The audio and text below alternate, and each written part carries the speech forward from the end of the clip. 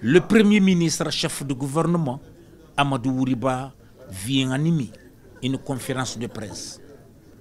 C'est le 3e du genre depuis sa nomination il y a juste un an. Devant la presse nationale et étrangère, le Premier ministre, très communicatif, revient sur l'ensemble des questions qui assaillent les populations guinéennes. C'est ainsi qu'il déroule les projets de développement initiés par le CNRD en vue d'abréger la souffrance du Guinéen. La transition, ce n'est pas simplement un processus de transmission de pouvoir.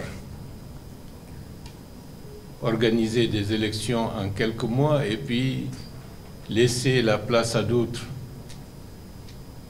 Pour certains pays, c'était possible, mais pour le nôtre, qui a connu, disons, des récurrences de crises, des transitions et des transitions, il fallait aller au cœur de la racine du mal pour trouver des solutions. C'est en cela que la transition que nous sommes en train de mener doit prendre en compte des aspects qui concernent ce qu'on appelle communément la refondation de l'État. Amadou Ouriba met l'accent sur la promotion du dialogue qui doit impulser le vivre ensemble et la paix dans le pays. Ma logique et ma conviction politique convergent parfaitement avec la logique et la conviction du président de la République. C'est une fusion de deux dynamiques qui, par le temps, se sont retrouvées. Et je dois dire, pour ceux qui ont oublié, que j'avais dit bien avant le 5 septembre 2021 qu'il y aura une transition. Et cette transition est là aujourd'hui. Et ce que nous sommes en train de faire comme programme, ce n'est pas quelque chose qui nous vient, disons, de l'extérieur, c'est-à-dire que quelque chose que des gens ont rédigé pour dire c'est ça et ça. C'est notre conviction intime depuis des années et des années. Donc le couple président de la République, Premier ministre, dans le contexte actuel, c'est un couple unique et un.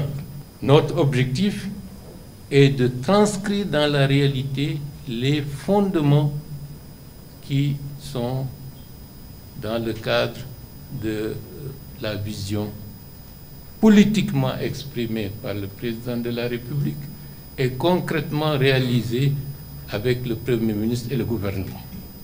Nous sommes un attelage qui constitue le socle avec lequel la transformation de la République de Guinée va se faire. Avec ses allures oratoires et son énergie, le Premier ministre Amadou Ouriba s'appuie sur de nombreuses questions liées à la desserte en électricité, les réformes engagées dans le cadre de l'assainissement des finances publiques et la gestion du processus électoral avec la mise en place du PN-RAVEC. La principale difficulté que nous devons surmonter, c'est la constitution du fichier électoral. Le fichier électoral peut être source de déstabilisation dans certains pays. Et depuis le début du processus de la démocratisation, c'est-à-dire avec des élections multipartites, nous n'avons pas réussi jusqu'à présent à avoir un fichier électoral suffisamment consensuel pour que tout le monde y aille sans se dire « tiens, le fichier est corrompu ou pas ». C'est la raison pour laquelle le fichier actuel est adossé au PN-RAVEC, c'est-à-dire au recensement administratif à vocation d'état civil. Certains experts ont indiqué que certains pays ont mis 6, 7, 8 ans pour finaliser le PN-RAVEC.